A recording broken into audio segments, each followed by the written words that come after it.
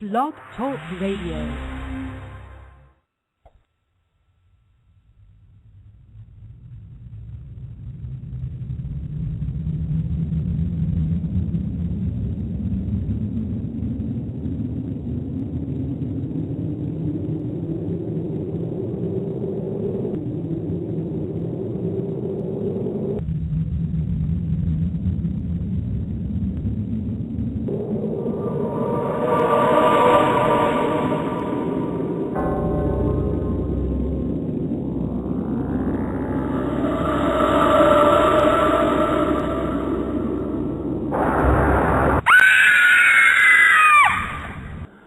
Live from Winston-Salem, it's Sunday Night Dead.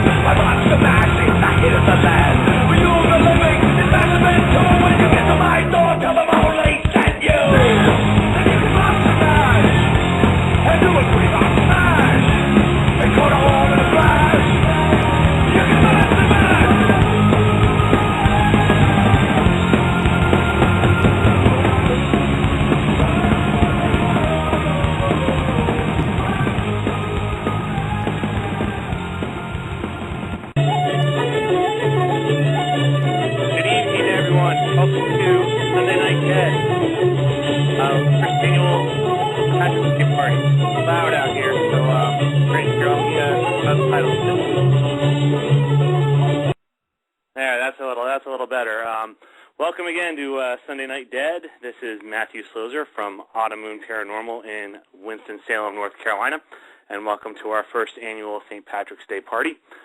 We have quite a interesting evening going on here so far. I'm probably going to have to do it so loud in there. I'm probably going to have to do the show outside here, but we got some interesting guests hanging out with us at the St. Patrick's Day party. So first of all, I got my tech assistant Vincent, who usually is here helping out. Vincent, how you doing? You don't look too good.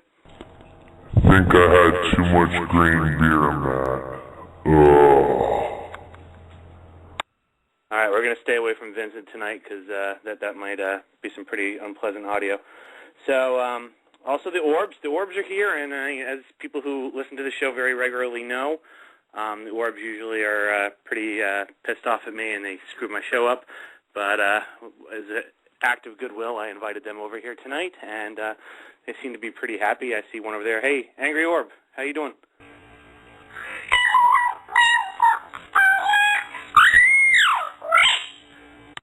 All right, so hopefully we don't have any technical difficulties because they seem pretty happy. And then last but not least, we've also brought in, let's see if I can see some around here, We got a bunch of leprechauns kind of hanging out with us tonight too, so they've been hitting the blues pretty hard. But let's see, there's one over there.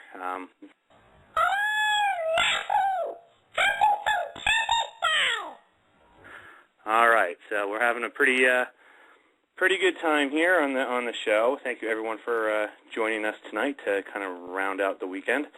A rather big festive weekend for most people. Wanted to thank, first of all, Luana Kurz last week. She did a job, actually she did the most of the hosting of the show last week with the Melting Pot restaurant, and that was really good. So I want to thank her very much for that. And also want to thank all our listeners, both here in the States, and I know that we have some people that are downloading the show over in Europe, so I want to give a big hello to all our friends over on the other side of the Atlantic as well.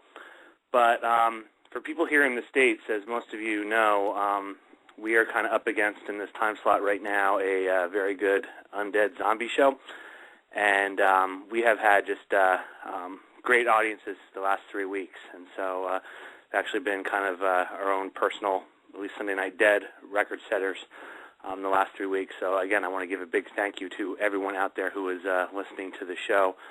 We really, really appreciate it, and I'm glad you all enjoy it.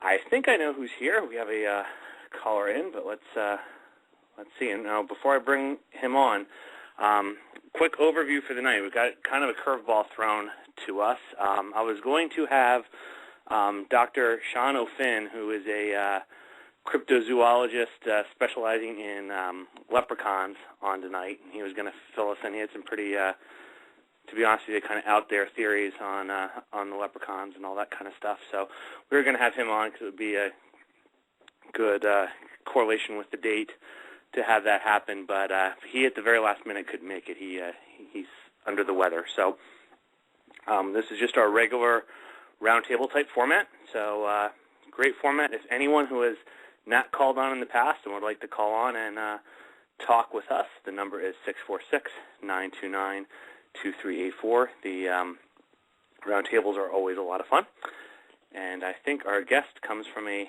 team here. Our next caller comes from a team that is aptly named for this day, so let's see who we have here. If it comes on Sunday Night Dead, who am I speaking with? Hey, man, it's Tracy.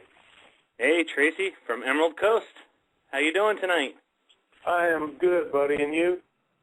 Very good, very good, very good. Hey, everybody, it is Tracy.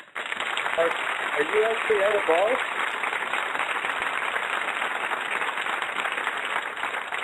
Oh no, it's kind of my Sunday Night Dead kind of crypto and all kind of creepy folks hanging out here for a St. Patrick's Day party. So I just had to step out on the deck here because they're too loud in there with the music and stuff. And we still may have an orb or a crazy leprechaun or something come running by here at some point. But who knows? It's a little out of control for how early it is. But I'm in a pretty good position. I think as long as I stay away from Vincent, because he didn't look too good. I think that could be some really unpleasant audio. So we'll just have to watch. Every once in a while they might.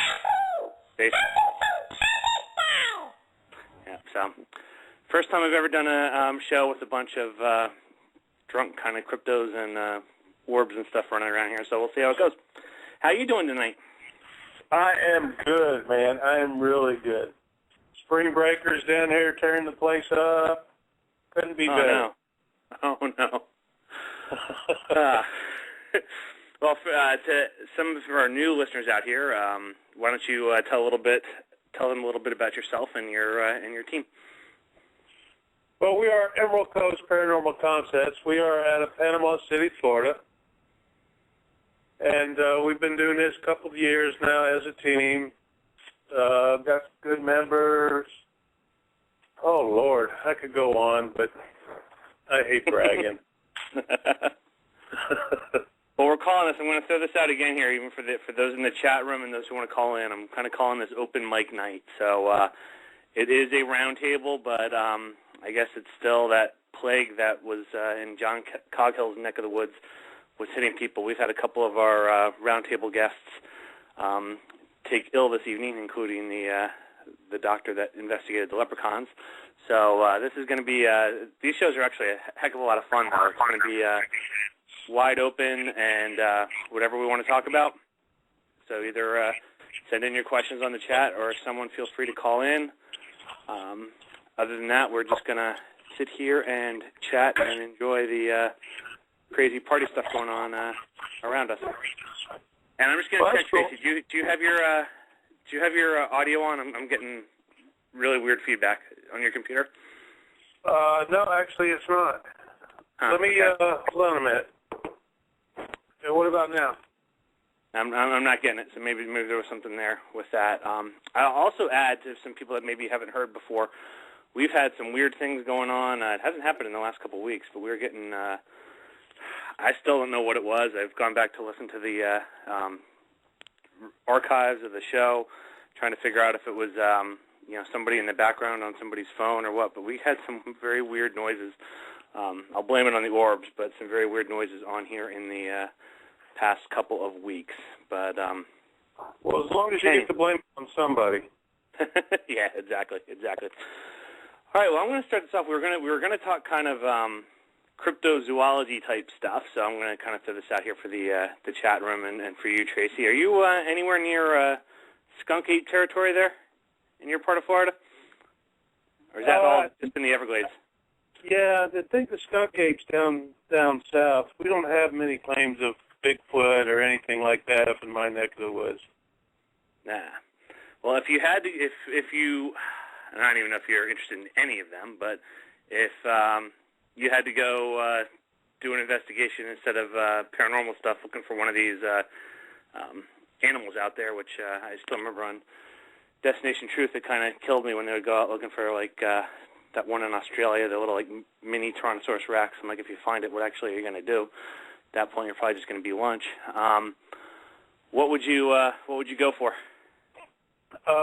Me personally, just because of the location, would it have to be Loch Ness. Ah, cool. That would be very cool. That would be. That one on Destination Truth where, did they go hunt for a leprechaun too? They did do a leprechaun hunt once. I was going to talk to Dr. Sean about that. And they had, I think with the thermal imager, they had these, they picked up these little tiny images. But I think that happened once on a Ghost Hunters one as well, where they were in, they were somewhere. I believe they were in England now. And they were picking up on the thermal, which looked like these little tiny things like walking around out in the woods. It was just very... Oh, yeah. Yeah, I remember very, very bizarre. Yeah, very, very, very bizarre. It's funny. I grew up not too far. I mean, we're not talking right next door, but a matter of hours from the Pine Barrens. And so the Jersey Devil one's always been one I've been a little bit interested in, and one of my children. I think at least until he got old enough to realize that if it really did exist, it would probably try to eat him. Was interested in going for a hunt, but then the more he researched it, it got to the point he was like, I don't want anything to do with this. So that would be kind of interesting as well. Have you had any good investigations or anything going on lately? Well, we went back to the Russ house where, I've sent you some EVPs from there a 3 weekends ago. It wasn't our best night there. For some reason, we can't quite put our finger on it. But we got this one coming up next weekend that's, I think it's going to be pretty thrilling. It's going to be at an old antique store. Oh, cool. It's got a basement, and it's full with antiques, and it's just spooky as hell. Oh, that's awesome. That's awesome. We've done we have an interesting location similar to that. I can't get into a whole lot of details yet until they've told me they're interested in coming on, but until I get it actually confirmed and set up, I don't want to say too much about it. But it's along those same lines, and we just had some just really, really weird and really cool things happen there. So, what was it that you went up to British Columbia for? That was work. That was business, but I will say it's funny because I used to work for a supplier in the paper industry years and years ago, and a lot of the customers we were working with were out in British Columbia, so I used to go out there a lot. I probably spent all total, when you add up all the time, probably about 2 or 3 months living out there. And it is just one of my favorite places in the whole world. I mean, it's absolutely beautiful out there. People are really, really nice. It's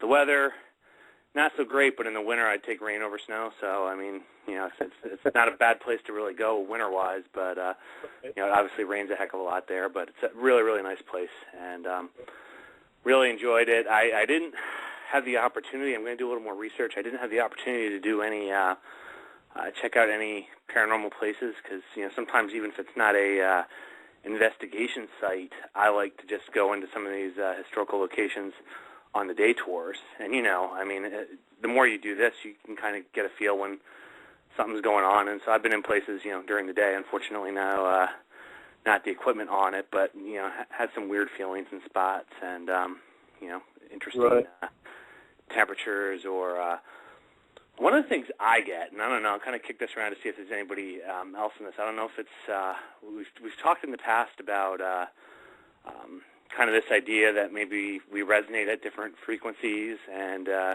so some of us are kind of like, you know, dog food to a spirit. I mean, we were very attractive to them, and some to others were like a dog whistle, and they drive away. I don't know if it's anything related to this or not, but I get a lot of times I'll pick up bizarre odors that don't, and I know this is just kind of opening myself up for a joke here or something, but I mean, you know, I should say out of place smells and things. And that's what happened when I have not been able to investigate Eastern State, but I've been able to go there during the day and walk around, and that was one of the odd things, being in some of the cells that you were able to go into and things, just some very, very, like, out of place smells and things on stuff. So it's very interesting. I don't think that's, you know, I personally don't think that's odd at all. I mean, I think we all are in tune in many different ways, you know. Have you ever been able to correlate your evidence with these smells? In locations where I'm investigating, yeah. We've had EVPs related to. I've had now, and this can almost make sense. In Trans-Allegheny, I've had a number of times where there'd be all of a sudden this kind of very strong BO smell, and this would be in times, you know, that we weren't in a large group or a group where, you know, maybe there was somebody who was sweating too much. No, it was only like 2 or 3 of us, and it was only in one location, and it got really, really strong, and then it correlated. We couldn't make out words. It was just kind of like whispered, almost like gibberish type stuff, but I've had that happen, and then the same thing with unpleasant kind of in both directions, bathroom smells in spots, and then you have the weird ones where you'll get like you know, perfume or a floral one, or I know you got to be careful with this one because it can be left in locations, and you got to make sure you're not getting airflow from spots. But the whole kind of pipe smoke, tobacco, cigarette smell that doesn't seem to be out of place as well, and then some odd ones. I've never had. I saw in the chat room you were mentioning about the sulfur. You know, I've never had that one, but again, that's pretty interesting. Is this something you just smell, or do other people smell it too? That's a good question. In some of the cases, I don't know if it was, you know, kind of psychological, that, you know, once you say it, then go, oh yeah, I get it. I'm the one who initiates smelling it, so sometimes they'll smell it, sometimes they won't. But and again, I'm not saying it's anything special with me. I'm just wondering if, you know, that's you know, if is it possible that there's different ways or methods that they try to communicate with different people, and could there be something along with that? I don't know, but it's. Well, I totally believe there's a possibility. I mean, totally believe that. We've had, I'll give you. I've told some stories in the past about some odd things. We've been in this house for a little over a year, and some odd things that have happened in the house we're in right now. And one of the things here, and I know people in the neighborhood that knew the people that lived here, and as far as they knew, no one smoked in the house. None of us smoke. Nobody smokes outside. And in our bedroom, just every once in a while, it is strong. It smells like somebody has one lit up in this room. Now, I know the whole idea that, wood and things can retain it, so I don't know if it is, again, certain conditions that would just somehow release it, but it's very, very odd because it's not real common. It's maybe, one time a month or so that it'll happen, but it's very strong when it does and very, very kind of odd. So, well, I think that's pretty cool that you can do that. It's weird. I still wonder what's going on when that's and I see Kay Fox in the chat room saying about the pipe smoke more in the past than now. Yeah, you don't see too many people running around with pipes now, so that's that's an odd one when that happens. Mr. K. Fox, that's Kenny. Okay.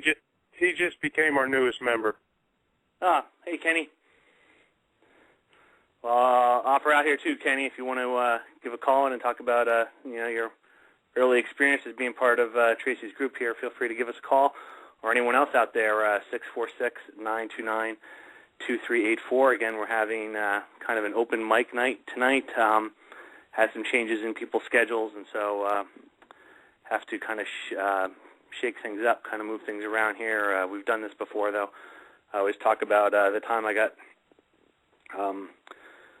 I should have probably just ended the show, but there was about the last 40 minutes left, and the guest had to leave, and no one else called in, and so I did like this 40-minute monologue, which was not real pleasant for me, and I'm sure it wasn't. I don't even know if anyone stayed in to listen to it. So, but sometimes these things happen. So, and I know it's a big. Although it's a Sunday night, so I'm assuming everybody got their. Most of them got their St. Patrick's Day partying out yesterday, not tonight. Even though we're having some festivities here this evening. I knew there'd be a lot of people kind of out doing that stuff as well. So, again, great night. If you're a little wanted to call in the past and have been a little shy or hesitant to do so, if you got any questions or anything you would like to talk about, it is open mic night. It's wide open, pretty much any topics. If nobody wants to send in a question in the chat or call in and talk, you will just listen to me and Tracy ramble about the things that we feel like talking about. So let's go back to the Cryptoids. When where would you go? Where would I go? It's pretty interesting. I am intrigued by. This is going to be kind of an odd, rambling answer here, but I'm intrigued by the Loch Ness and kind of the sea monster stuff as well. But I will tell you that I have zero desire to go diving or in the water or even in a small boat in any location where there could be a large animal. I do think crypto-wise that it makes a lot of sense that there could be things out there that just have not been captured. They may not be very common but not extinct.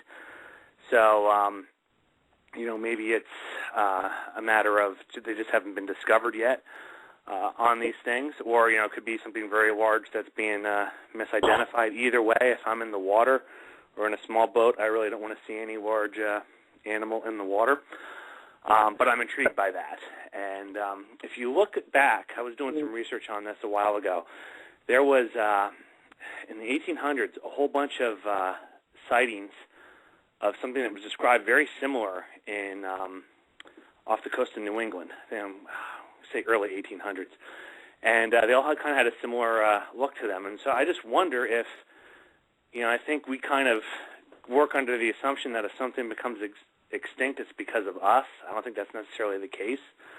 Obviously, I doubt we hunted down and killed all the dinosaurs. Animals can go extinct by other reasons.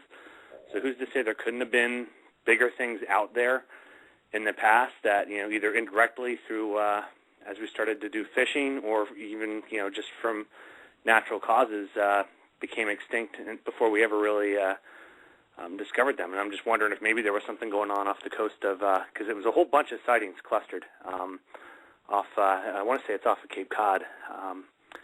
So I would find that very interesting as well.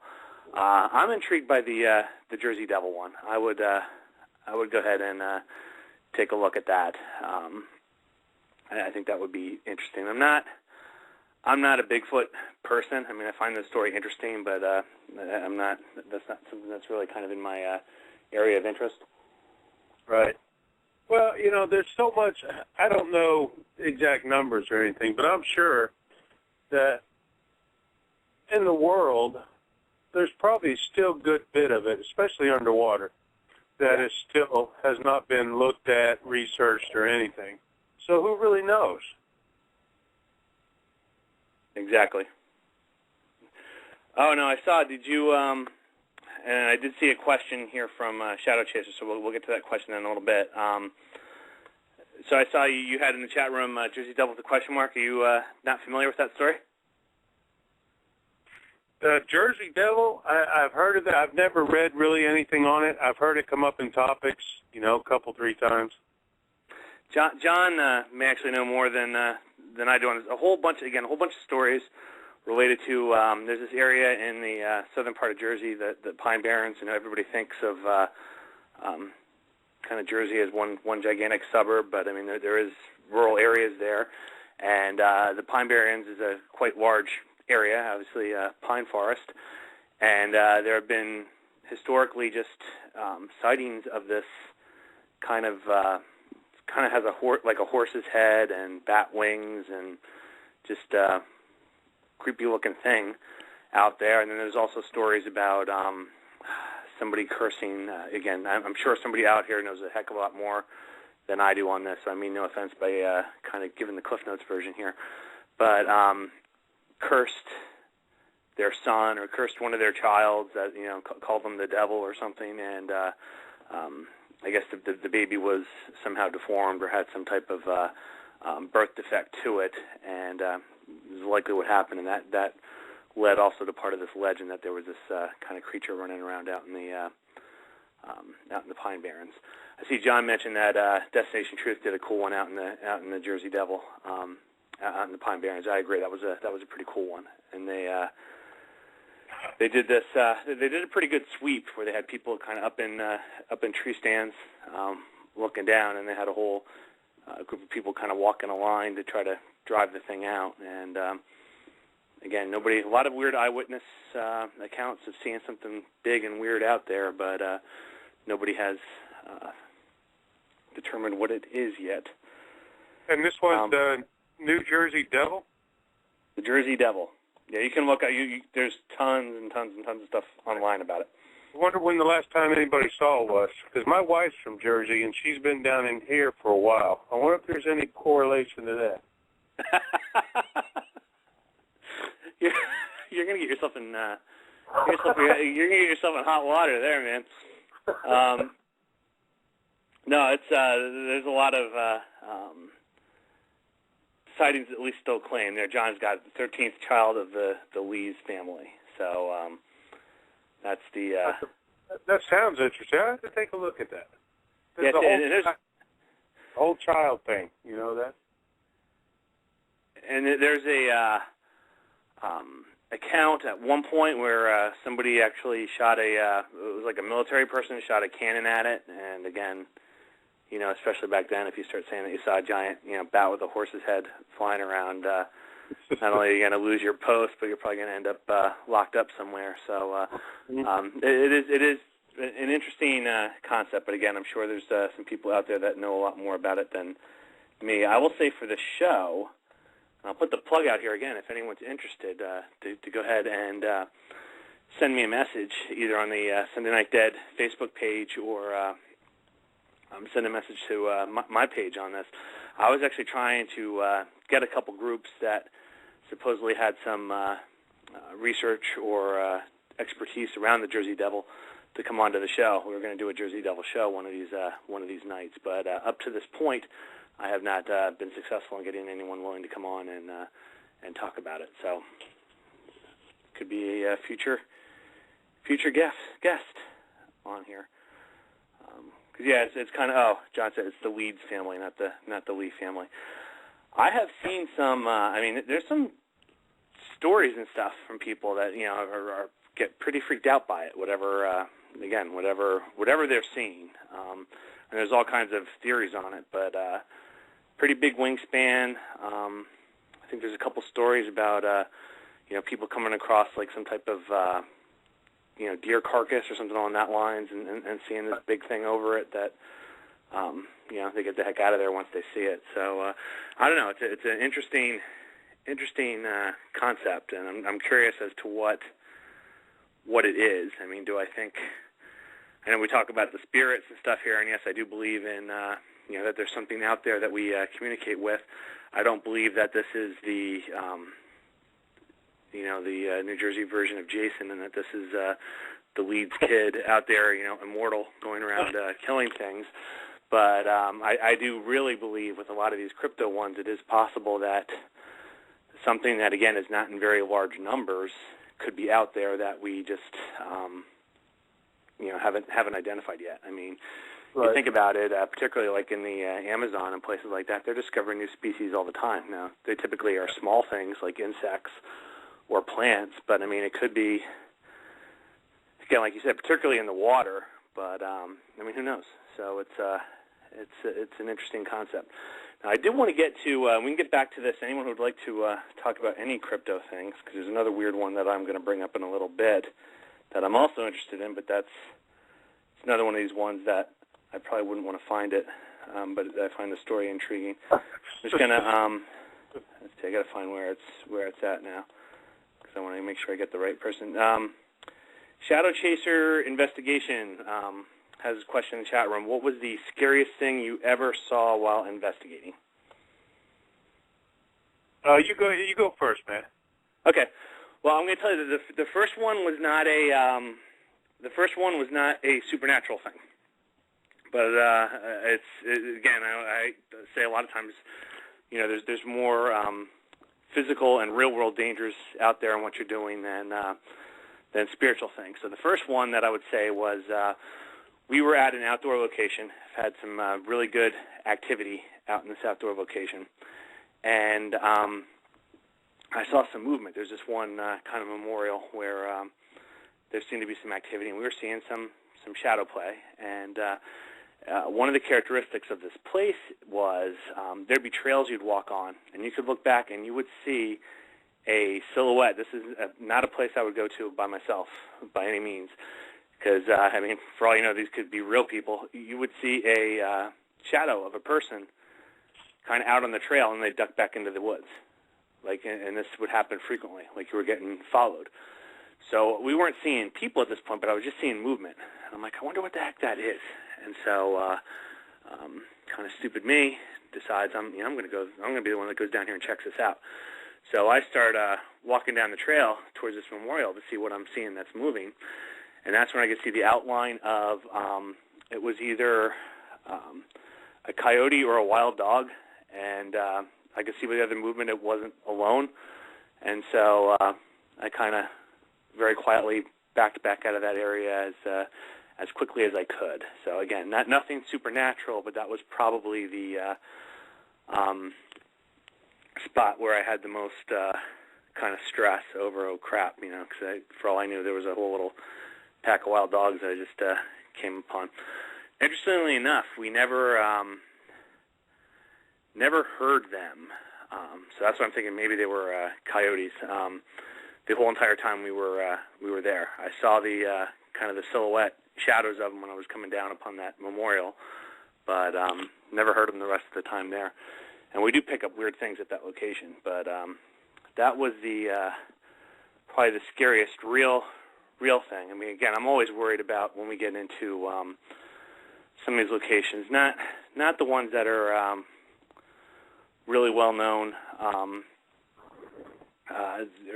Like Tala, I think they have a good kind of lockdown in that place, and I'm not too concerned about it. But in some of these older locations that you might be in, I'm always kind of worried about coming across some kind of person hanging out, maybe drifter kind of living in the building or something. You know, that's you never know. In some abandoned places can attract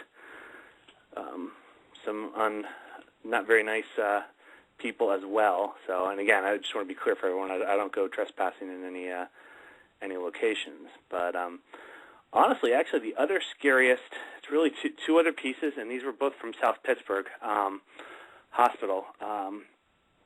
Again, this relates to a dog piece again. We were down in the basement, and I heard a growl, a large growl, and it correlated with anyone who's investigated at South Pittsburgh.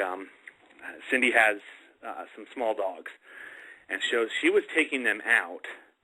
So you can hear their paws, but I can tell you these dogs would not make the sound of this growl. I mean, this sounded like, you know, big Great Dane or big, you know, Doberman or something downstairs.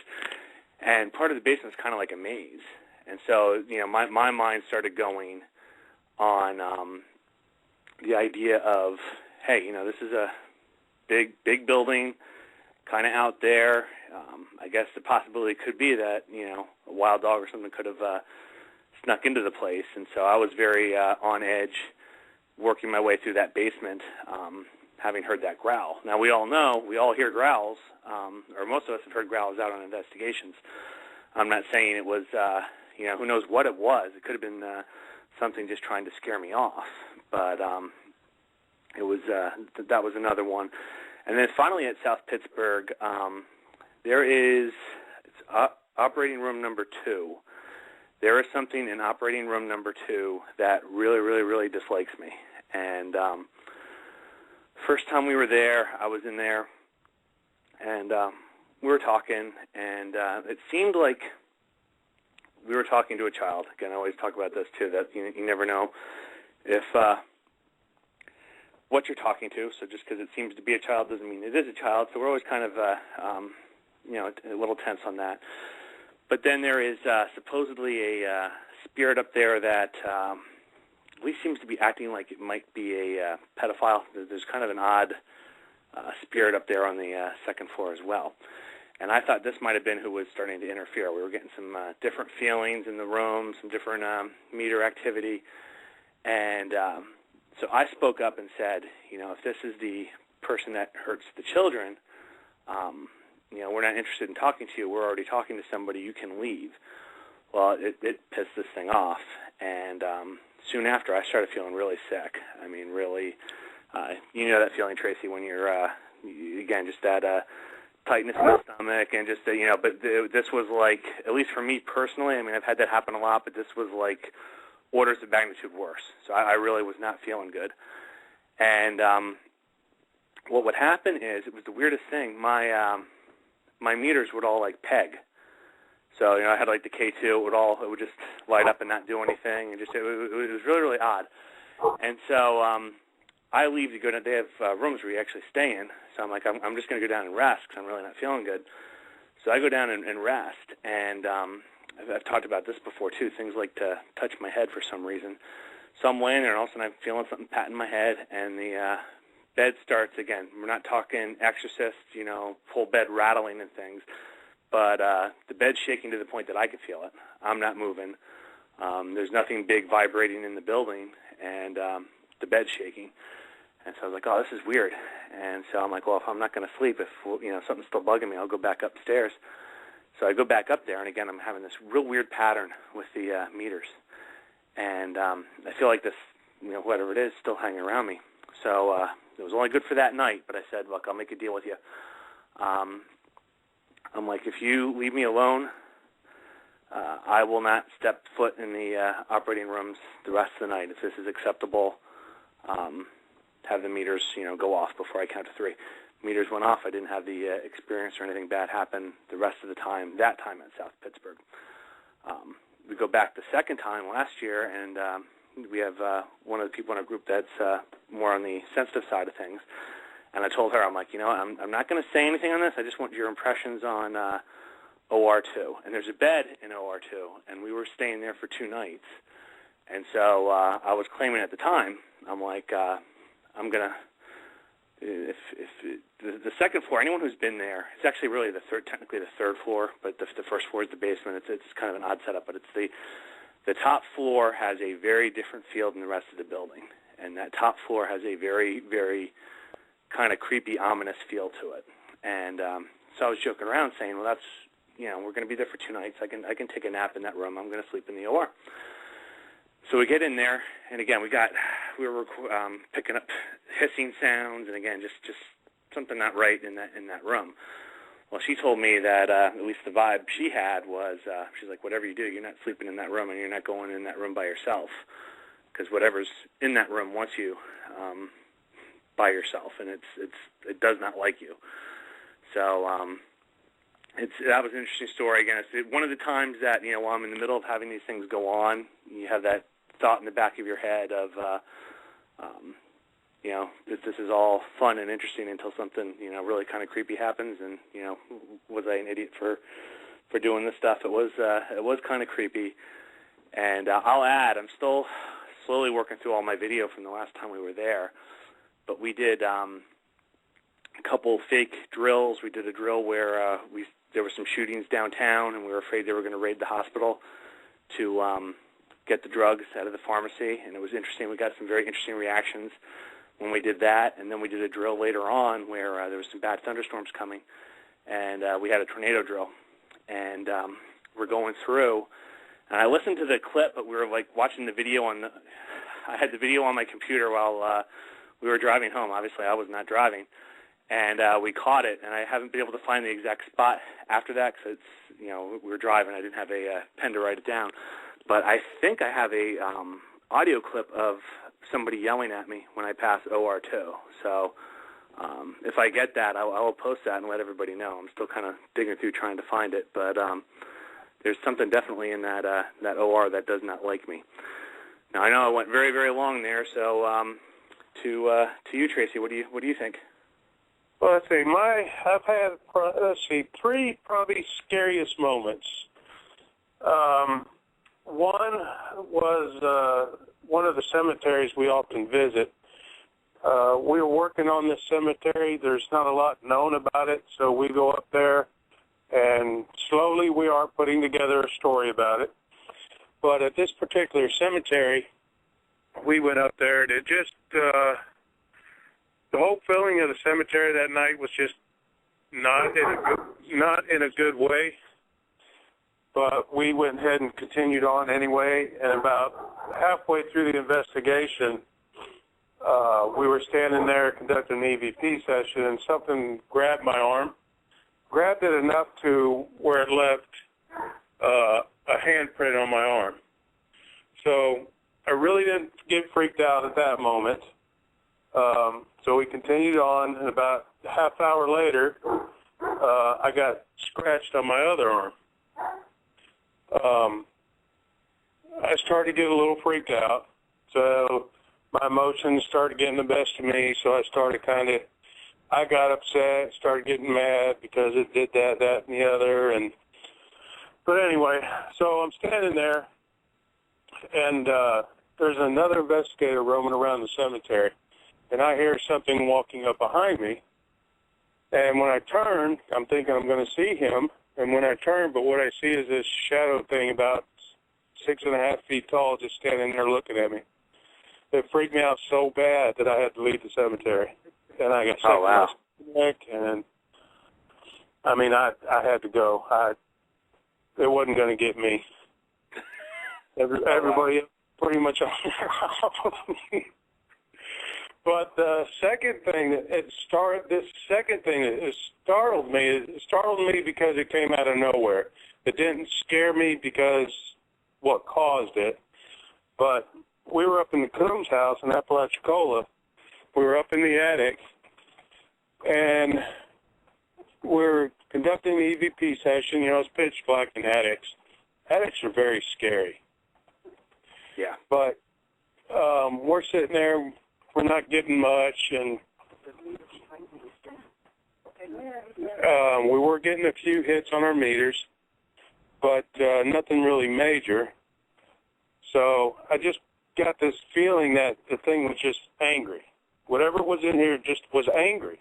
He wasn't evil, demonic, or anything like that. He was just not happy. So we had asked, you know, if you want us to leave, make a noise for us, something of that, and you hear the big old bang, bang. And it was right there to the left of where I was standing. Scared the crap out of everybody. So we went to look to what it was, and it was a little 24-volt transformer that it was originally sitting in about three-quarters of the way down on this wood plank that they had built up there. It was sitting right there in the middle of the plank. And afterwards, after it fell, or with that noise, we looked, and the transformer was off to the side, away from the plank. So we're a little jittery now, and we're like, well, what do you want to do? You want to go? You want to stay? And they're like, well, let's stay. I said, okay, you know, and this thing's a little angry. They're like, no, let's stay. So we stayed, and we asked again, and this time, kaboom, another big noise. We look, and there's a frickin' ceramic coffee cup sitting on the middle of the, on the wood plank. Coffee cup come from nowhere. I mean, and it was basically, we had a tripod sitting there with the camera. It was underneath the tripod. Oh, wow. And it wasn't broke. It was sitting straight up like somebody laid it there. But, I mean, this thing's a bam. So we said, yeah, it's time to go. Oh, wow. Now, have you had, I think I remember speaking with you before about the attic in this location. Is that kind of angry presence there consistent? You know, are they always angry, or was there something possibly going on that evening that had it ticked off? The claims are that none of the maintenance guys for the Coombs house will go up there because once they get up there, their tools kind of get moved around, and when they're downstairs, their tools get dropped and stuff like that. Oh, yeah, and they had some lawyer guy that stayed in the room, girl, that stayed in the room right below the attic, and she checked out early. Did she say why? Was she hearing footsteps, or? No, she didn't say why. She just said she had to go. Interesting. But that particular part of the Coombs house, because the Coombs house is actually a bunch of houses. It's not like, or cottages. It's not like one big place. There's like 5 of them. And this particular cottage used to be a doctor's office, way back in the Civil War time. Okay. Interesting.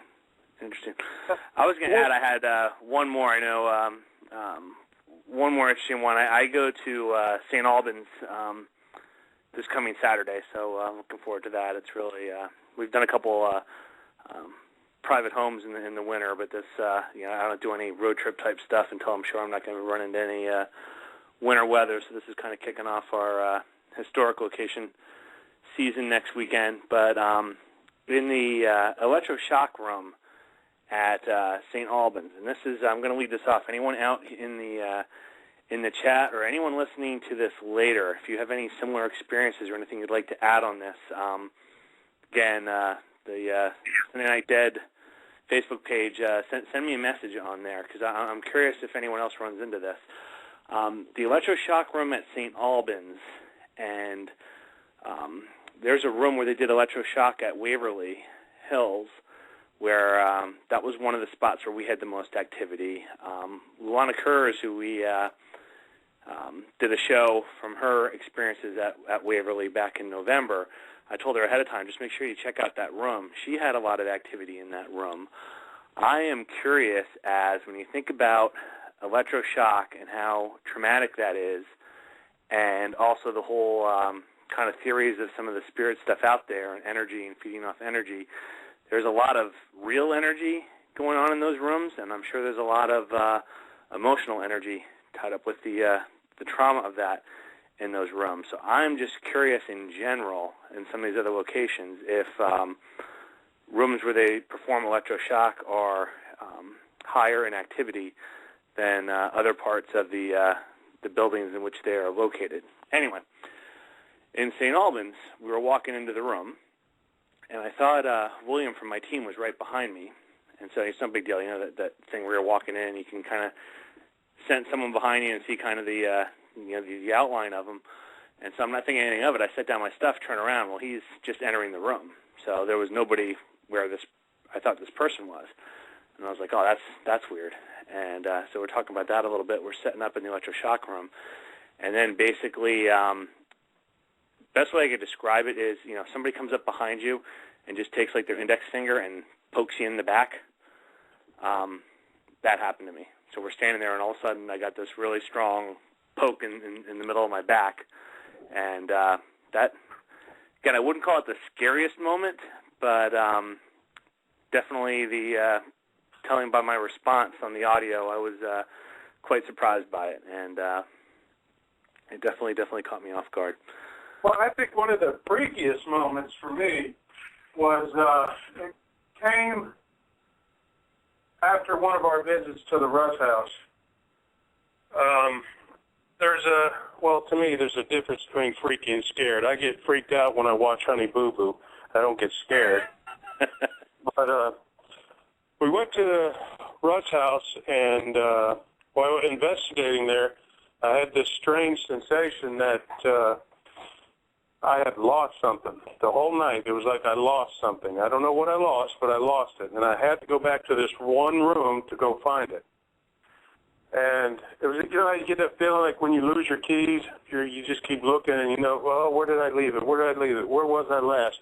So on and so forth. I had that feeling for like 3 days, and I started to get a little worried about it. And it all started in the Rush House, and when I would go back into that room, it would stop. But as soon as I left, I would start getting all antsy that I had to go back to that room and look for whatever it was I was looking for. So like I said, it lasted for about 3 days. I couldn't concentrate on work. I couldn't concentrate on anything but getting back to that room. And got a little freaked out because I wasn't sure what to do about it. And then I talked to my buddy Gary from UPRG, Utah, and he helped me out a little bit, and we got it finally taken care of, and things went back to normal a couple days later. But that was pretty freaky. Oh, wow. Wow. I was going to add, kind of bounced around a little bit here, and I'll throw out the plug again, 646-929-2384, if anyone would like to call in and join us, or it's cool to go ahead and send questions in on the chat room, anything that you guys want to talk about this evening. Hopping back to the cryptos, the other crypto one I wanted to talk about was, I don't know if anyone has seen this. It's an interesting, it's an interesting concept.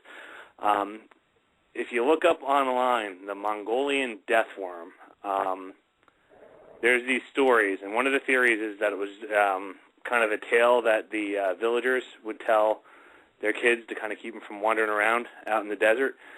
But supposedly in the Gobi Desert is this 3-foot long, they say it looks kind of almost like an intestine, that spits poison that can take down a horse, and also can discharge electricity like an electric eel. Now, again, kind of really out there concept.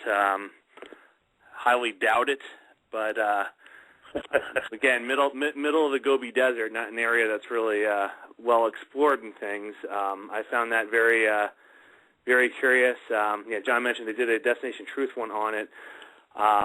Their theory was basically that I said about the story to keep kids in line. Don't wander off or the death worm will get you.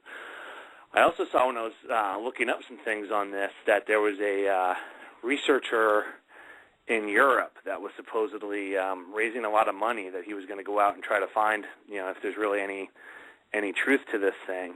And I haven't heard anything from that, but again, they're very odd. So it's kind of like a land-based poisonous electric eel. It's basically what this thing is. And again, there's all kinds of stories from the native villagers about it, but no one has ever really seen one. Here's a good question. I liked Julie is asking, do we think any of the famous haunted tourist places are rigged? I will add, based on the experiences that I have had, none of the ones that I've investigated I would put in that place. And I know at least either the owners or the people that run them of a lot of the ones that I'm mentioning here. And I would say that, all my experiences and interaction with them, they are upfront and good people. So, nothing, no snake oil or sideshow tricks going on there. Also, I would say that the experiences from my end have been, they're great experiences. I've gotten some great audio picked up, but it's still subtle enough that, one, if you just look at the logistics of what it would take to rig to have some of these things happen, and two, the amount of time and money it would spend to do that, to go ahead and produce a, rather subtle result, not really money well spent. Right. I will add that at Trans-Allegheny, they're using their money to try to put a roof on the place. You get a thunderstorm in that location. There's leaks in the place. There's certain rooms, certain areas you don't want to go into, or you'll be a permanent attraction there because you could fall through, 3 floors. So, their priority is going to be getting the roof on the building to keep it, to minimize any further damage on it, not spend. That place is so gigantic. It's a mile of hall space to rig elaborate equipment to set things up. Just not very practical. Now, that being said, I can only speak for the locations I've been in. I know a episode of Ghost Hunters very early on. There was that bar where they had all kinds of kind of cheesy tricks set up, and so I would not put it past somebody somewhere to do that. But again, for these large locations, it would require so much technology to do, and once that happened, once anyone would ever catch them doing that, their whole operation is totally done. And most of these places, if you know them, they're doing it to try to save the location and restore the buildings there. And so, it would really be kind of shooting themselves in the foot. So that's my opinion. The places I've been to, I think it's legitimate stuff. I'm confident that there's nothing weird that's gone on there.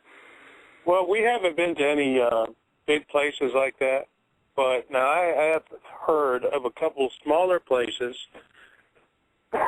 excuse me, that you basically go in, you pay their whatever they're asking for you to pay, and you stay the night, and you don't bring the only equipment that you can bring is your meters, all your video equipment, and recorders, of course. But all your video equipment, you have to leave because they have the place rigged with video cameras, so on and so forth, and you just buy the CD from them.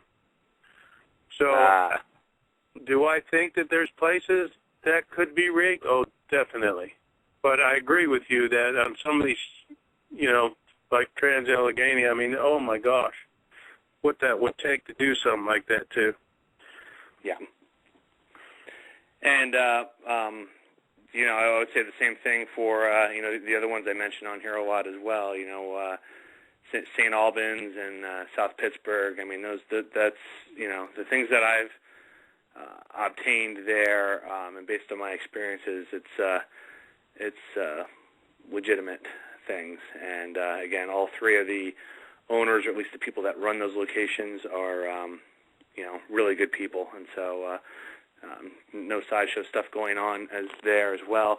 We've also featured, I'll also add Pennhurst, same thing. Great people there. John, who's in the chat room, I had the privilege to investigate with him at Pennhurst. Same thing. I mean, again, a huge area. No way that they're rigging the things that we had that went on there. And I would add, it's on my bucket list. I hope to get there this summer, but we've had Sharon Coyle from Rolling Hills on the show. We're going to have her on again next month. I would say the same thing. Although I've not been in that building yet, I'd say the same thing there as well from what I've heard from people. Just a great, great location. So I hope that answered your question, Julie. What, getting back to these, talking about Trans-Allegheny and these other pay-as-you-play places, what is your thought on those places? I'm good. I'm okay with it because again, it saves the. I'm bummed by seeing how many places are getting knocked down, and as far as like those old Kirkbride mental hospital buildings, I mean, Trans-Allegheny is one of the few ones that are left standing. I mean, a lot of these places are just getting. There was one in Pittsburgh. This really bummed me out. There's one in Pittsburgh that got knocked down for a Walmart, and then when they did the engineering evaluation of it after it was knocked down, it didn't pass because of the ground's unstable or something along those lines. So it's just I'm sure something will eventually come on it, but they tore it down basically for nothing. It's just an open field right now. So I mean, I think they're doing a great. It's a great way for any of these places that want to get rehabbed. I mean, if you do it right, and I mean, I'm sure there's kind of troublemakers that get into these places, but like Trans-Allegheny, I've been in there 11 times now. I have never been in or been around a obnoxious group in the place. So, right. Not saying it doesn't happen, but I mean, it's not like, if you do it right, it's not like if you open these places up, you're going to have people, run around tearing the place apart. I mean, most people into this, granted, it does have its kind of fad stages, and obviously more people come out around Halloween to do things and stuff, and you're going to have some of that going on. But I mean, for the most part, people are going to be respectful and treat the location well. So I mean, it's great. These places are just sitting there anyway. So granted, there's labor with having people there to help out and run it, but I mean, it's a great way to generate some money to help save the location. Sorry. Right, and I'm with you. I mean, that's one of my kind of criteria for one of these pay-as-you-play places. Depending on what the money's for. Mm-hmm. But what else do you look for? If somebody came up to you and said, "Hey, the local bologna factory, they say has been haunted for a year, and they're charging $15, $20 to go in there and investigate it," how would you consider, or what would you want to say? What? Yeah, I can't find the word. No. I think I understand what you're saying. There's kind of a criteria for it. That's the word. Tell you what I'll do. We're top of the hour here. I'm going to take a quick break, partially because I need to get a refill here and go back inside and check on how the party goers are doing. So I'm going to play one quick song here. I will come back and we'll lead off the second hour with kind of that criteria for the pay-as-you-play locations, and because there are ones that I go to regularly and I'm huge supporters of, and you hear me talk about them regularly on this show because I think they do a great job, and I highly recommend the spots. And then there are other places that I've turned down doing outright. So I think that'll kind of play to what you're asking here, Tracy.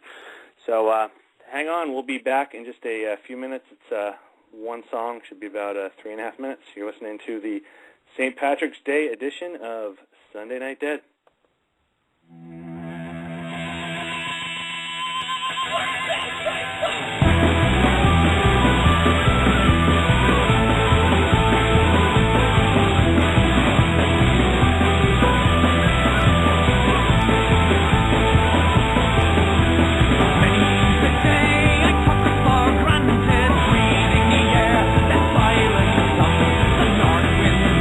With his head of thunder beating his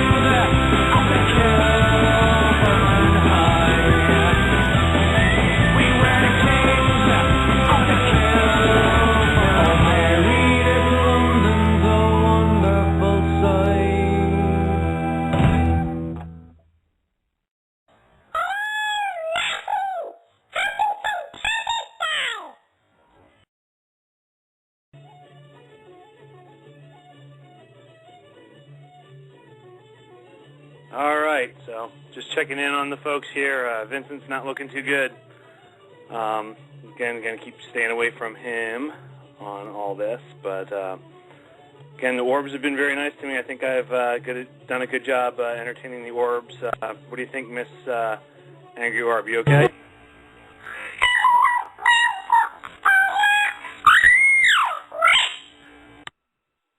All right, so looks like everybody's happy here. I'm going to step back outside so you guys can all hear me because the band's pretty loud in here. All right. Are you back with me, Tracy? Uh-oh. Yeah, I'm here. Okay. I was wondering if the chat room can still hear me. I'm assuming so. All right, so the whole kind of criteria, it's a kind of a value thing. How I look at it is, you know, what's the money used for, but also combined with how the experience is and seeing. I mean, there's certain buildings that I would like to just go in and see, even if I didn't get anything at all in them. I mean, Tal is actually one of those places. I just love walking around that place. It's great that, you know, we get tons of good activity while we're in there as well, and certainly, you know, appreciate that. I mean, I've never had a dead night being in there. But, you know, some of these are just neat buildings to go in and kind of see how they're laid out and everything. There are some locations, actually kind of much closer to me, that are much smaller square footage-wise, that are just asking outrageous prices to investigate. You know, we're talking, you know, four-figure numbers to get in there and do it. And so, obviously, you know, don't even worry about that. And some, I will even add, aren't even locations that are being restored. I think it's partially they set it that high just to, for the most part, keep people away. But if they're willing to make that much money, you know, if somebody's willing to cough up that much money, they're willing to take it. But so that's kind of mine. I don't know if that answers your question or not, but it's a balance between kind of how interesting the location is, what they set the price at, and then kind of my experiences there. So, again, Trans-Allegheny I've had phenomenal experiences in, great building. St. Albans and South Pittsburgh, I would say the same thing. So they would be definitely repeat locations that I would go to. Yeah, I guess I'm pretty much the same way you are. But I think, you know, a lot of these, I read a lot of people's posts and whatnot, how they went to a certain spot and they paid all this money, and what a terrible experience they had. And I think that one thing they all need to know is, you know, when you go into any investigation, you need to know what you're getting into. You know, you need to read the little fine print on the bottom of the contract. You know, like, I don't know, there's that one up there in North Alabama. Kenny can probably tell you what it is. Sloss Furnace. The team wants to go to Sloss Furnace, but it's pretty expensive. Then we're talking hotel and gas and everything else to go up there. But I haven't heard of anybody actually getting any real hard evidence out of there. And when you look at the place through, like, Google Earth, you'll see, you know, the highways right next to it and all this other stuff. And I'm like, you know, I don't know. Go ahead. No, I was just saying, I agree with you. I mean, it's got to be worthwhile, and I'm not saying that location isn't worthwhile. I haven't been there, but right. I agree. Go ahead. I didn't mean to jump in there, Tracy. No, that's all right. You know, for me, it's something like that. What am I going to get out of it? And what are you trying to do by going? If you're going to go to one of these pay-as-you-play places, and you're going to be with 30 other people, then you got to understand that the evidence you're going to attempt to catch, you're probably not going to get anything, just because of the amount of people that's in there, and you got to expect that. I just don't think you should come back, you know, 2 days later and start complaining about it. Mm-hmm. So that's just my thing. I mean, just for all those teams out there that are kind of new and whatnot, just pay attention. Just make sure you know what you're getting into before you go. Yeah, absolutely. Now I'm going to add another comment on that, but I have going to bring on these. We have two callers in the queue here, so let's see. Area code 623. Who am I speaking to? Welcome to Sunday Night Dead. Hello. It must be me, Julie. Hey, Julie. How are you? Can you hear me? Yeah, absolutely. I don't think I have any orbs over here, any speaking orbs, so you shouldn't be hearing any weird things through the lines when I'm calling here. I do have two dogs, so you might hear them like barking, but. All right, no problem. I'm going to bring on real quick here too. We have area code 510. Welcome to Sunday Night Dead. Who am I speaking with? Hey, you're speaking with Rydick from the chat room. So, how are you? I'm doing good. I like the conversation where this is going. It's pretty good. You know, I got an opinion on this as an investigator myself. From the last 5 years, just doing this, you know, I kind of separated, you know, people in their groups. There are other groups that want to go out and investigate because, you know, they've heard other people have gone to this whatever particular place and, you know, they got something, or somebody from TV went there, they got something, so everybody wants to go there just to catch something or see if they can. Great, fine, that works out. They want to pay, no problem. Then there's the other group, which is probably 1%, if I can put that in the number of, you know, that low. That, you know, small number at 1% are the ones who don't just want to go there and just to go and see if they can catch something and say, hey, all right, we went there to this great place, you know, everybody goes, we got this. No, these are the people who want to go to, actually want to do study, who really want to find something, what's going on, who want to not just get the data, but actually analyze the data. Take it back. Let's analyze it and go back again to figure out we want this. That's where I fall in. I fall into that.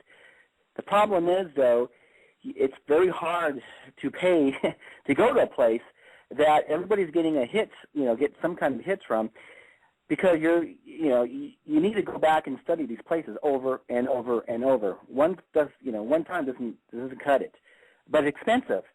I would love to see these places, you know, give a break to the ones who are truly trying to find, you know, things, what's going on, and do the studies, even if they have to put a criteria on it. For instance, hey, so, you know, what are you doing? What is your field work? What are you trying to accomplish here? What is your goal? You know, hey, this is what I'm studying. This is precisely what I'm trying to study. This is what I'm trying to look for, and this is the data I'm trying to collect. Let it come back again, analyze it some more, and vice versa, you know, blah, blah, blah.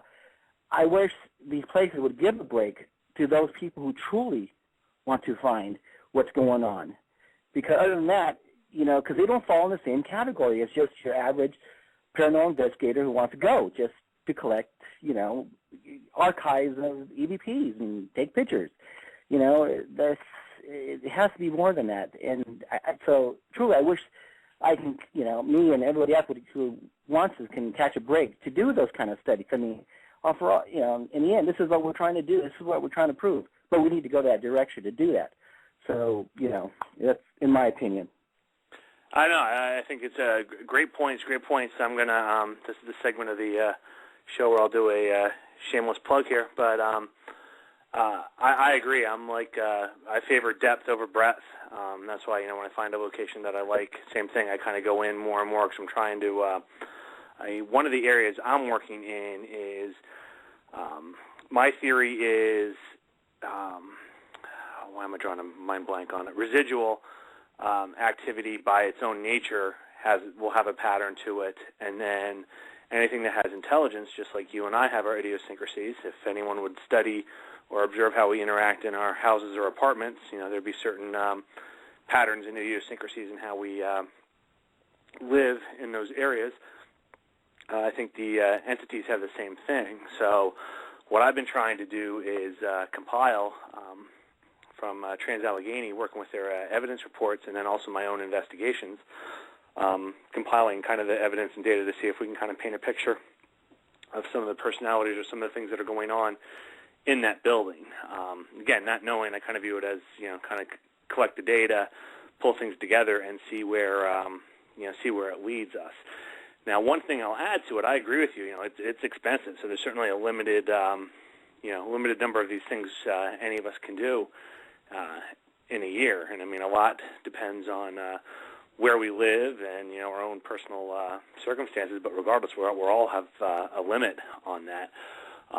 One of the things I'm doing, how I originally got involved with George Lopez and Dead Air, was originally coming on a show to kind of plug this idea of like-minded teams working together on this. And, if I can go, I'm just going to pick out a location, but I mean, if I can go to South Pittsburgh twice a year, but, Tracy's team gets there twice and you get there twice, and we all, get to work together or know each other enough that we can kind of trust what we're all doing here, then we're collecting data from 6 locations, or 6 investigations. And so this is where I said it's kind of the shameless plug version. Is I'm always looking for individuals out there that are like-minded in doing these locations that we could possibly start building a larger body of work, working together on some of the data from some of these places.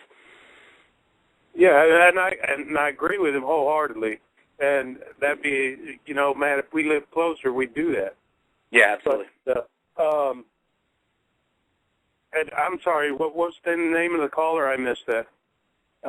It's Anthony, or it's Radix in the chat room. Okay. I'm glad you said that, because I agree with you that,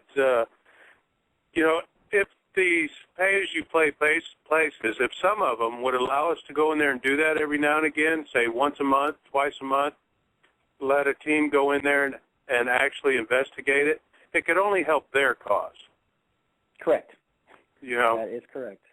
And that's another thing that these teams need to keep in mind. That's what I was saying about before you go to these places, make sure you know what you're getting into. Because if you're under the impression that you're going to go there and do a physical investigation, and then when you get there, there's 30 people there, that's a little disappointing. Yeah. And I'll add, just a quick add, some it depends on the layout of the place. Some of the larger places, because I would tell you that, there's some locations that if I was in there with 10 people, it would be too many. And then I'll throw the Trans-Allegheny one out there again. Those on the Publix, I've been in wards completely by myself almost every time I've been there, or it's just the people that are investigating with me. The only downside on that is I don't get to execute a set plan of where I go, because my strategy is I'll go to the ward on the floors that nobody else is going to, and that's what I'll investigate. And so, go ahead, Tracy. Sorry. Oh, that was it. I was done. Okay. Was it Anthony? I was going to say something? That's a good plan. That's the way, even at a reduced cost, I wouldn't mind paying, if I even get a reduced, if I can get a reduced cost on that. Personally, I don't like going to places and with a bunch of people, because I'm there for one reason only, is to collect data, not to collect archives of just to put away and show off, or, just to let the people hear. I'm there to collect data, and I need that data, and I need it to be, like saying, I cannot have contamination with everybody else, because it's just too hard. And, that's my focus, and that's what I want to do. So, it's just kind of frustrating, that's probably why currently right now I like doing private homes, because it's just me and, my team, my small group of team. That's it. It's just us. So I don't have to worry about 10, 15 people going somewhere. And I know every place I've gone to that there is, that I see these groups they take, I always try to talk to them to, hey, look, I understand you need, keep us going and it helps pay the bills. No problem. I got no problem with that. I'm really here for another reason other than, the tours or the people you're letting in, this is my plan. This is my goal. This is what I have set up. And it's what I like to do. So, I'm trying to get that to work. Doesn't always work, but I agree about what you were just saying about, hey, you go here, your team go here for, this twice a year, and yours go here. Let's pull it all together.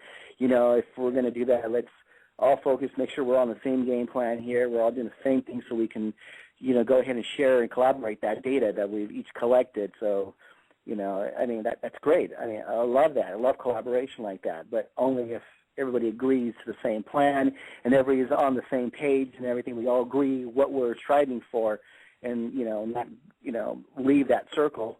So anyway. Yeah, you're right, and I think that's a must in this field. The only way we're actually going to get anywhere, not that we haven't, but anywhere good, is we're all going to have to pull our information together.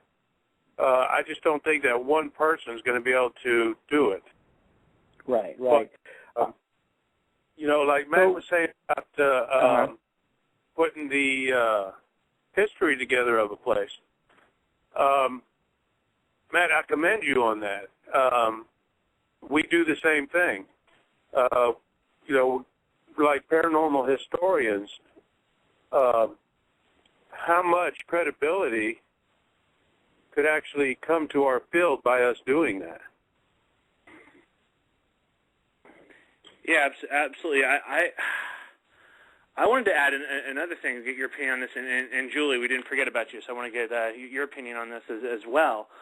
I view the historic locations and the private locations as two entirely different animals. And Anthony, I'll say ahead of time, I'm not implying you're doing this. I just wanted to kind of get your thoughts on this. The vast majority of the private locations I've gone to, I would say, all of them. We don't. I don't want to use somebody's house as a lab, and I'm not implying that you're doing that.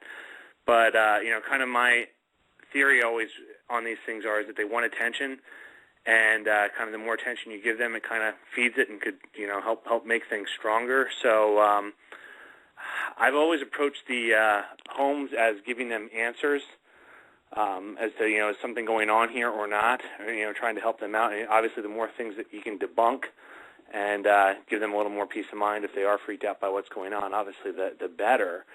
But unless somebody would really, really be interested in doing this, and it's not something that I certainly push, I don't try to investigate and find patterns on a long-term basis in a private home for just the reason of I don't want to do anything that, again, we don't know what we don't know here. I don't want to do anything that could possibly make it stronger, worse, or attract more to a private location. But that's just my opinion. Anthony, I'd love to get your thoughts. No, I totally agree on that. That's yeah. I mean, yeah, yeah. I prefer, it's primary to do just historic places. I mean, it's funny. I like that. What I like about it is a lot of that into museums. Old homes are now museums. Those places.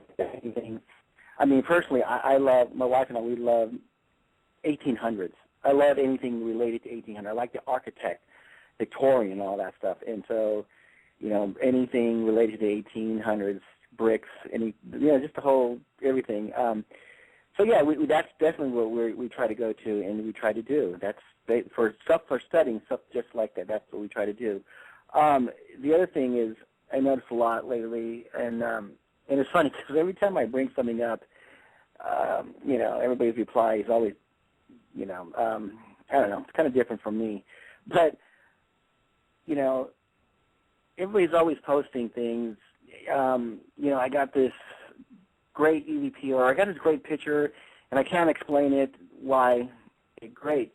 Did you go back again? Well, no. Are you going to go back again? No. Okay, well, you know what? The problem is nowadays we're getting too many unexplained stuff, and not enough people trying to explain the things that are going on. You know what? It's getting to the point where it's oversaturated of unknown things that I can't explain. Well, stop. Let's reverse this. Let's start, studying what we do have already. But we're not. We're just going on and on and on and on and on. We're not getting nowhere. As you can see my passion and my voice on this. Yeah. Well, I was going to add, but I do have a point related to that, but I want to kick it over here to Julie, who we've kind of haven't talked to yet. Julie, how you doing? I'm doing great. Your thoughts on all this. I have to say, well, I agree with all that. There's historical places that we like to go to just to like go in and just because they're old and I just like old historical places. But I think you're not going to find that much unless you keep going back, because I think this is just my personal feelings, but I think spirits kind of like when they get to know you more, they'll interact with you more. If you're a stranger, just like a person, if you're a stranger, they're not going to like be as friendly or open to you as if they feel like they know you better. But it's hard to, sometimes it's hard to keep going back to the same place because of the cost, or because maybe the person that owns the place won't let you in all the time. But I don't know, that's just, I do agree though that you can't just go to like a place one time and find a lot of answers.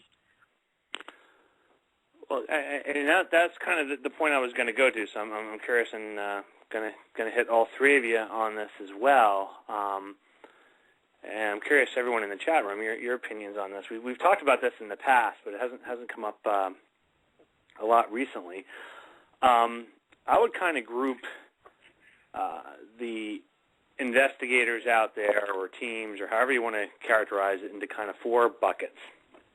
And if anyone's familiar with kind of Myers-Briggs personality, it kind of relates to the four personality types, which I was actually trying to get someone on here that had some expertise on that, because I thought the whole personality type and investigation objective or strategies would be kind of an interesting talk. But let me just go into these four buckets. I think you have the group out there that are trying to prove or disprove for the world,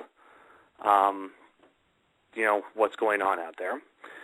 You have the group who merely, this is entertainment, so they want to go, it's just a new, more subtle version of, going through the Haunted Mansion at Disney World, or not even that, going through one of the haunted houses around Halloween, spook houses type things. You have the group that's out there to help the, kind of two angles on this. The help people, which I think most teams that are serious teams have that objective in there, so that's kind of a broader one. But you have a subset that are out there to help spirits, and we've had people on in the past that have said, that have the position that we are all obligated. If something is out there and asks for help, we're obligated to help it. Again, different views out there. And then finally, I think there's the group that it's just kind of scientific curiosity, and this is kind of the group that I consider myself in. And it sounds almost like Anthony, you're kind of in this that wants to kind of dig into this deeper. And just, I'm not doing it to prove or disprove anyone on anything. I just want to try to understand this better and dig into this way. Now, that being said, people are all coming at this with different angles, different objectives. People have different styles on this. Other than our own personal values of what we value as what's important and what's not important, who's to say one objective isn't more or less valid than another? What do you think, Tracy? Well, I agree with you. Hold on, my wife wants to say, she wants to get on this topic. Okay, no problem. Hey, Matthew, it's Susan, Tracy's wife. Hey, Susan, how are you? Fantastic. I'm really enjoying the show tonight. You're just hitting some really valid points. But I do want to say that, Anthony, you sound like you have a really awesome team and that you guys are real serious about what you're doing. And I wanted to agree with the points that you've made. They're very valid points. And I think that we do investigate places, and they're kind of what I call one-hit wonders. They, okay, well, you validated what we thought, and thanks a whole lot, goodbye. But we do have two places that we do, and we delve as far into it as we can, and we try to say, okay, well, we know there's something there. What can we do to further what we're trying to find out, what we're trying to do, get more valid evidence? And we have these two places that we can always fall back in and work at trying to get answers and trying to get evidence where it's indisputable by others that are out there. And I think that you're doing a great thing, and I like hearing what you have to say, and I appreciate you calling in. Thank you. Let me jump in real quick about the residential and historical. Matt, you're absolutely correct, I think, when you said that you go into the investigations, the different types of investigations differently. One of the big reasons is when you do residential, there went an orb. That was mine. That was one of mine, sorry. When you do a residential, I would say 9 out of 10, you're probably only going to be able to get in there one time. So with you knowing that, you sort of got to kind of do things differently. That 10th one, however, if you can get an agreement with the owner and whatnot to get in there, then, you know what I'm saying. Yeah. But in a historical place, there's more likelihood of getting in there numerous times and actually finding some stuff out. Exactly. Anthony, your thoughts?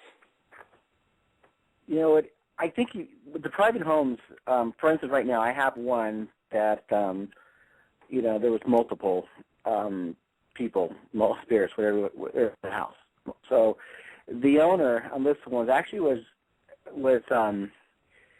lived with it for I think 15 years, and they knew something was there, so they just wanted to make sure. Fine, we did. We came, we presented, and after that, they were open to us coming back.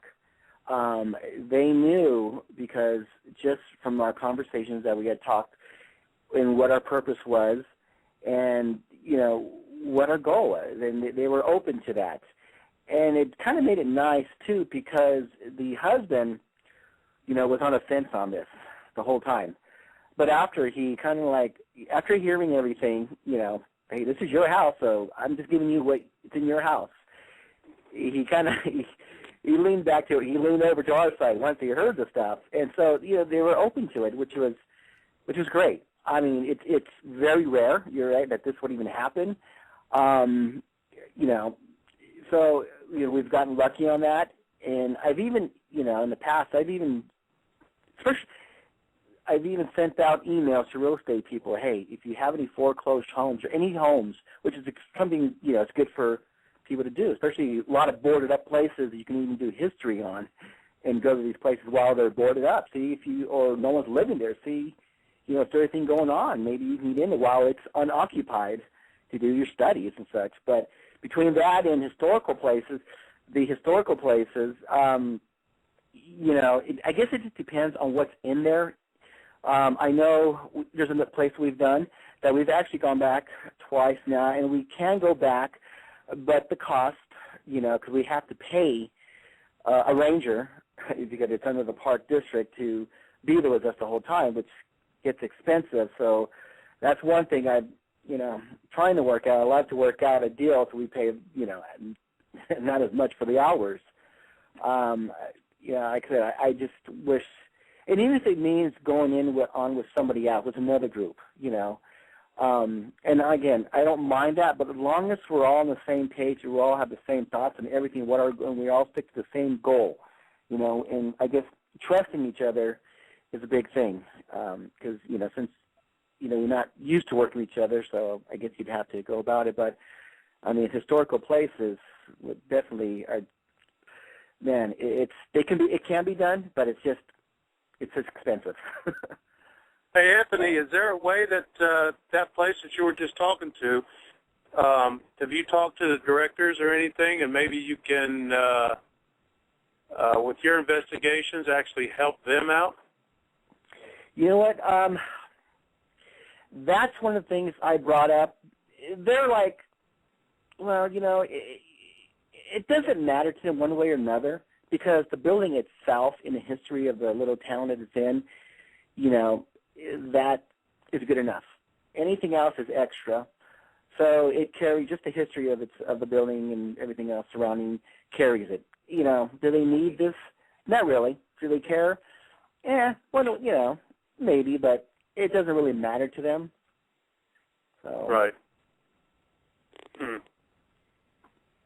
But it's one of those things that. But I do like the idea of sharing that data and stuff, and I just wish there was more people willing to do that. I'm sure there is, but on a different level. Like I said, I'm passionate about what I'm doing, and I got into this not because I had an experience as a child or something as an adult. Oh no, I got into this basically from my wife, but from more of a technical side of it. Wondering, hey, how are we getting these voices on these these recorders? When I asked my wife at the very, very first time I ever heard of EVP, she said, I don't know. I wouldn't even know. I see all these people, recorders, nobody knows? No. How long has it been going on? A number of years. And until nobody? It was at that point when I said, okay, look, I want to know why. I'm a technician by trade. So, I work with computers, fix computers, all that stuff. So when it comes to that field, I have to know why something broke, how to fix it, and so forth. There's no other way around it. I have to know. I have to know why. So I approach it the same way. It's there. It's not good enough answer for me. I need to know why it's there, how it got there. So, Anthony, where are you located? I'm in California. I'm sorry. In California, in the San Francisco Bay Area region. Oh, San Francisco Bay Area? I'm really sorry. You want to move to Florida? It's open. Yeah, you guys down there in the east and southwest, or Yeah, I got the Atlantic. Granddaughter and stepdaughter live in Castro Valley. Oh yeah, it's not too far from me. Yeah, not too far from all. So you guys got a good step over there. Out of all the investigations you guys, this is for the whole group, out of all the investigations you have, take an average for the year, how many of those are residential? And do you find your residential cases dropping? You know what? I didn't. I found it actually picking up. In fact, I just made this comment the other day when I got another call, and for me personally, starting in to the whole summer. In fact, I actually was trying to pinpoint a pattern. Even though I'm in Northern California, we were getting tons of calls that were coming from the LA area. In each of those calls were child-related. Oh, and what do I mean just child, but child to teenager related throughout the whole Southern California region. So I was trying to figure out, okay, I actually got a map and started pinpointing where these people live to figure out a pattern. Why are these people all of a sudden calling in this summer with all these, issues with their children and their teenagers? They're all hearing things. They're all being touched. All of a sudden, these things are happening. It would never happen before. So I'm on the map, like playing pin and tail on the donkey, trying to figure, okay, let's see, pattern. Are these two living and getting close to each other? These cities, what's connected here? I'm brainstorming, trying to figure this stuff out. And as quickly as it all started, by the end of September, it stopped. The calls all stopped. And you would think because as Halloween comes around, it would have kept on going. Determine if it was legit or not, and it stopped, just completely stopped. And it seems, again, any correlation to people calling you up and having issues in their homes to the TV shows? I thought about that, and I could not find anything related to it. In fact, most of them, just didn't watch the shows at all. You know, they didn't, but they were legitimately scared for their children, every one of them. It was a weird pattern that whole summer, and I just could not figure it out. Heck, I was wondering if there's something in the water, something in the air, you know, just try to brainstorm through all that. Yeah, just keep. Yeah, I'm sure. You know, just keep it up, and sooner or later, a picture will come up. I was going to say on mine, it's kind of a different story. I would say it's hard to even give you a percentage, Tracy, because our private investigations kind of come in waves and they're very sporadic. But the way our team's structured is, you know, we kind of have our schedule of the historic ones, which I view as the actual paranormal research part of things, where you know, we go ahead and investigate things. And then I don't aggressively try to pursue private locations. I take it more as if someone has something going on in their house and they need help and they contact us, we will go in and help. And I don't know if it's because of that or not, but we have had over time, our kind of percentage of being in active homes has actually gone up. I think, you know, the first couple of years we were doing this and the shows were a little more, were kind of at their peak. I think, you know, it was entertainment for some. We went to a couple places early on until we got a little bit better on our screening, where we get there and there's a bunch of people in a keg going to watch the live ghost hunt kind of deal. You know, but that has certainly tailed off. So we may be getting actually a little less referrals to houses, but I would say more of the ones that we're going to, we're actually getting evidence of activity in the locations. Right. Julie? Yeah, Julie, your thoughts? As far as the residential cases? Yeah. Yeah, kind of the breakdown, and yeah. We haven't done that many. We have only done a few residential cases. I have one, possibly two, lined up for within the next month or two. But for some reason, it's just really hard for us to get a lot of residential. We've been contacted by people, some people, and then at the last minute they'll cancel on us.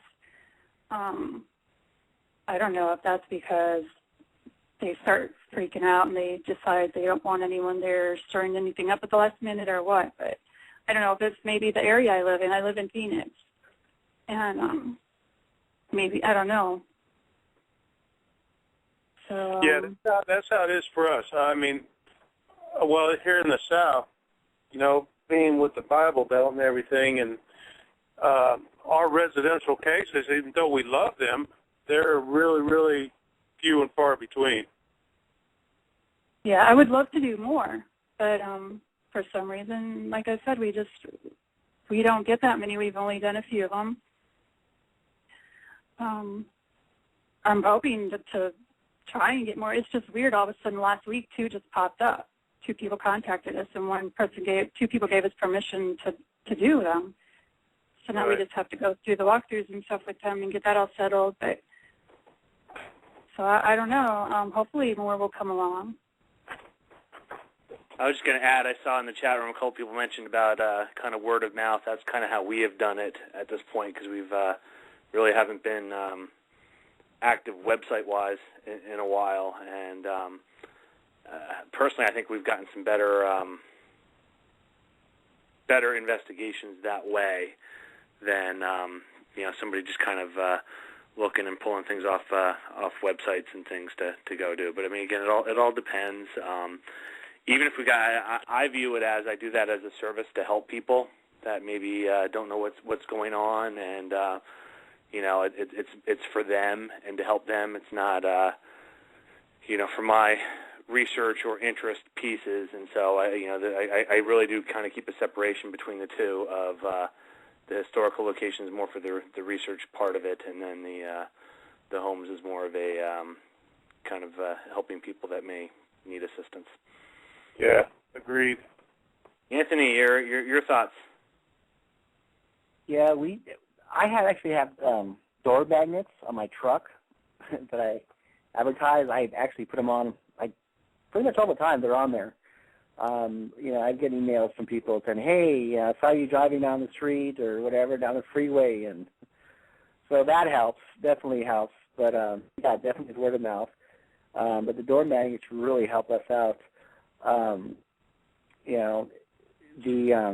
fact, this just this past week we have I had 2 calls, both residential.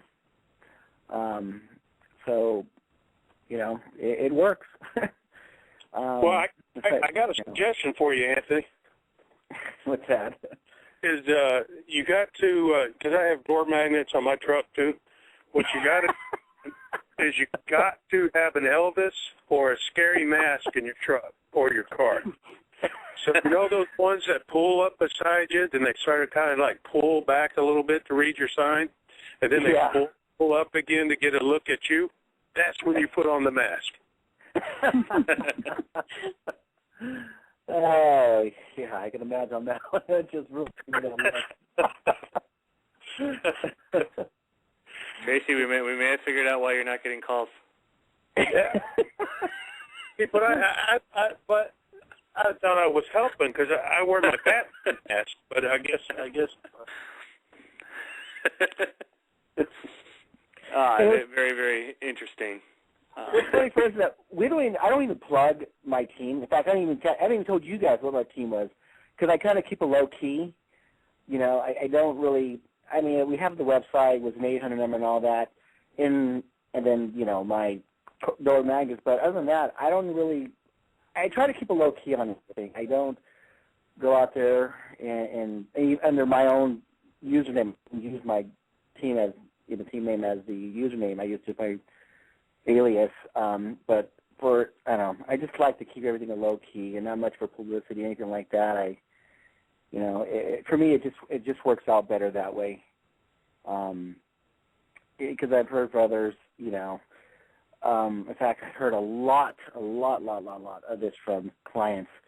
Yeah, I heard, so-and-so group, we call and, no one ever calls us back. Right, we get that a lot. And, I go, I'm sorry you heard that. I'll try to help you out. If I can't, I'll get you somebody who can. I'm working with other people. But, yeah, I've come across a lot of disappointed clients who, for some reason or other, weren't just getting callbacks. In fact, that whole summer was a lot of people were telling me that. So, I don't know, man, L.A. is not representing or something. But, Right. Well, I mean, we don't, our team, I don't want to say we go out and do commercials or anything like that. And I don't want to, I know it's hard to say, we don't want to, I personally don't, I want to be low-key, but then again I don't, because I want to be out there enough to where if somebody actually has an issue, it doesn't matter to me if they're from Alaska, England, it doesn't matter. If they run upon our site because we're boosting it or whatever the case may be and putting it out there everywhere, if they have a question, I want to be able to help them. Oh, sure. I totally agree. I think one of the things I was just kicking around the idea of yesterday, in fact, my wife is, we have an annual carnival here in town, and I was thinking about, well, maybe this year I might even just go ahead and put an information booth. Everybody's always stopping us and asking us questions, how do you guys do that? Are you guys scared and such like that? And, after we sit and chat with them, we tell them how everything is, and, they're at that point, they're like, oh, okay, I get it. So it's I go, don't worry about it. There's no scary music playing in the background. Right. Well, there's every Friday, and I know we're running short on time, Matt, so I'll make it quick. But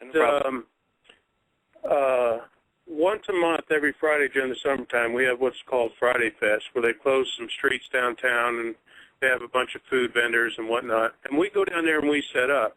And it's not to make us famous by any means, because I don't need that. But it's to let, everybody here in town that if they got issues, they can come sit down and talk to us about it. And we'll see if we can figure something out, either right then and there, or we'll come over to your house and help you figure it out. And also, one other thing we do, and Julie's in on this, and Matt, you're more than welcome to join us if you see the link. We put it on the Paranormal Family page. Is we've been doing a tiny chat session every Tuesday, which myself, Julie, Adam,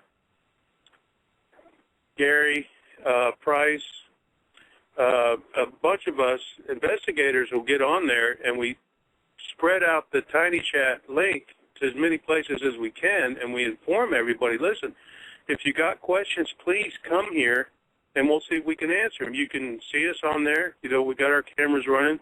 You can talk to us face to face. You don't have to be embarrassed about it. You don't, nobody's going to make fun of you. Like Matt's show here, him and George and the rest of their Dead Air crew. I mean, this is wonderful what they do. I wish more people would listen to these shows like this. Well, thank you. Yeah, I agree, and I mean that's certainly the kind of the format and the intent here, and I would definitely be interested in the chat site on the Paranormal Family page as well. It puts it's everybody likes everybody's page. Everybody likes paranormal pages and this, that, and the other. But this actually, we turn on our webcams, and this actually puts a face. Makes it a little bit more personable. We're not. Yeah, So, it's nice to be able to talk to you guys face to face instead of just seeing words on a screen. right. So please, Matt, if you're up and you got a webcam, come on in. Sounds good. Yeah, I'll definitely be in touch with you on that. Unfortunately, again, another great roundtable. I love these roundtable discussions, and I want to give a huge thanks to Tracy, Julie, and Anthony for calling in tonight on this, particularly when we do these kind of spontaneous roundtables here. So I'm very thankful for you guys calling in. I'm going to head back towards the party here and see how everybody's doing. So I had, again, kind of hung out outside because it was getting a little too crazy out here. So you doing okay out there, Leprechaun?